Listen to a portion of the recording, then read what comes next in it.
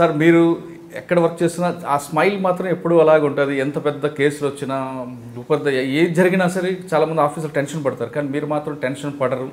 కూల్గా స్మూత్గా ఆ ఇష్యూని సాల్వ్ చేసుకెళ్తారని మీ దగ్గర పనిచేసిన వాళ్ళు కానీ మీ సుపీరియర్స్ కానీ మీ బ్యాచ్మెంట్స్ కానీ చెప్తుంటారు. అంటే మీరు అటు ఫ్యాక్షనిజంలో జరుగుతున్నప్పుడు కానీ రెస్టిమిజంలో కానీ ఎక్కడ కూడా మీ ముఖం మీద ఎప్పుడు విసుగు అని కానీ కోపం అని కానీ రాదనేది మీతో వర్క్ చేసే వాళ్ళు చెప్తుంటారు. అదే దీంట్లో మీ సామాజిక వర్గం అంటే చాలా అభిమానం అని, రాజశేఖర రెడ్డి గారు అంటే చాలా వీరాభిమానం అని, అతని కొడుకు పార్టీ అంటే ఇంకా అభిమానం అని అన్నది కూడా ఒక ఆరోపణ అనిపిస్తుంటుంది. వీటికి సమాధానం చెప్పే ముందు మీరు ఒక బ్యాంక్ ఎంప్లాయీ ఉండి పోలీస్ వైపు ఎందుకు తిరగాల్సి వచ్చింది, మీ ఫ్యామిలీ బ్యాక్గ్రౌండ్ ఒకసారి. బేసికల్గా నేను చాలా గ్రామీణ నేపథ్యం నుంచి వచ్చినటువంటి కుటుంబం అది. మా ఫాదర్ గవర్నమెంట్ స్కూల్లో టీచర్గా ఉన్నారు. ఆల్మోస్ట్ ఎలక్ట్రిసిటీ లేని ఊరు, నల్గొండ జిల్లాలో రామోడు అనే గ్రామం నుంచి వచ్చాం. సో ముందు నుంచి కూడా ఒక డిసిప్లిన్, మా father is a role model for me. So బాగా క్రమశిక్షణ కలిగి బాగా హార్డ్ వర్కింగ్ చేసే నేచర్. సో వారిని చూసే నేర్చుకొని జీవితంలో మంచిగా రావాలి, మమ్మల్ని కూడా కష్టపడి వారు చదివేయటం.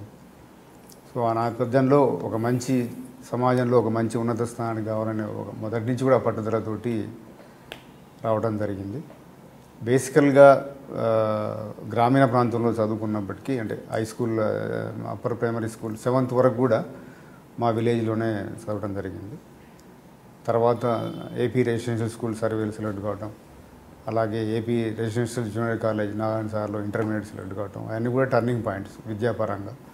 సో అక్కడి నుంచి ఇంటర్మీడియట్లోనే జనరల్గా సివిల్ సర్వీస్కు వెళ్ళాలనే ఒక ఆలోచన, అక్కడ టీచర్స్ లెక్చరర్స్ ఇచ్చారు. దీని నేపథ్యం కూడా ఒకటి ఉంది. నేను నల్గొండకి వెళ్ళేటప్పుడు ఎప్పుడైనా సరే మా ఆర్టీసీ బస్సులో వెళ్ళేవాళ్ళం మా ఊరు నుంచి. నల్గొండలో కలెక్టర్ ఆఫీస్ ఇంటి ముందర, రెసిడెన్స్ ముందర బస్ స్టాప్ ఉంది, అక్కడ దిగుతాం అన్నట్టు. సో అది చూసినప్పుడు అక్కడ చూసే హంగామా కానివ్వండి, అది చూసి జీవితంలో డెఫినెట్గా ఇటువంటి పోస్టులకు మనం వెళ్ళాలి, సివిల్ సర్వీస్కి వెళ్ళాలి, కలెక్టర్ కావాలి అంటే అక్కడ హోదా అనేది సమాజానికి చేయొచ్చు. హోదా కూడా ఇంపార్టెంట్. ఆ చిన్నతనంలో మనం సమాజ సేవ అన్నా కూడా బాగుండదు, బట్ హోదా అనేది మన కళ్ళకు కట్టినట్టు అవపడేది. సో అలా కావాలి మనం కూడా అనేది ఉండేది. అందుకని నాకు ఆల్మోస్ట్ 10th నుంచే సివిల్ సర్వీస్ పోవాలని ఒక గట్టి పట్టుదల ఉండే. సరే, అదృష్టవశాత్తు గ్రూప్ 1 సెలెక్ట్ కావడం. అదే రీతిలోనే ఎప్పుడైతే జిల్లా కలెక్టర్ కావాలనుకునేది, అట్లీస్ట్ జిల్లా ఎస్పీగా, అదే హోదాలో జిల్లా ఎస్పీగా ఎవరూ చేయలేనంత కాలం, దాదాపు 7 సంవత్సరాలు కంటిన్యూస్గా జిల్లా ఎస్పీగా, 3 జిల్లాల ఎస్పీగా చేశారు. వెరీ ఐపీఎస్ కాకముందు కూడా మీరు బ్యాంక్ ఎంప్లాయ్గా చేశారు కదా, సిండికేట్ బ్యాంకు.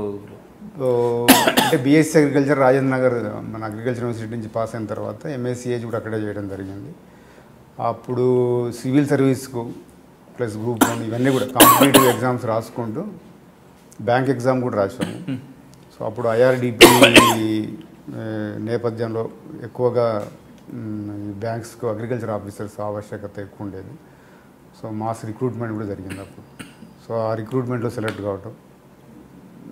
బట్ మనం సివిల్ సర్వీస్ గురించి వెయిట్ చేయలేం, ఎగ్జామ్ రాస్తున్నాం, బట్ ఏదో విధంగా సెటిల్ కావాలి కాబట్టి బ్యాంకులో జాయిన్ కావడం జరిగింది. నిజామాబాద్ జిల్లాలో ఫస్ట్ వర్నీలో 3 months చేశాను.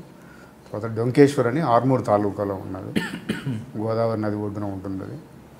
అక్కడ 3 years కరెక్ట్గా 3 years చేసిన తర్వాత ఇందులో గ్రూప్ 1 సెలెక్ట్ కావటం.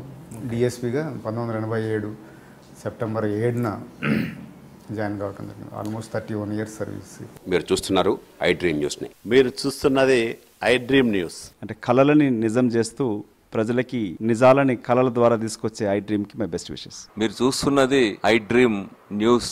మీరు చూస్తున్నారు I dream channel. For more videos please subscribe I dream. మరిన్ని వీడియోల కోసం ఐ డ్రీమ్ని సబ్స్క్రైబ్ చేయండి. Please subscribe I dream. And I'm very much satisfied with the way interview went on. Kindly subscribe to I Dream. For more videos, subscribe to I Dream. And loads of fun entertainment and content. Do watch I Dream.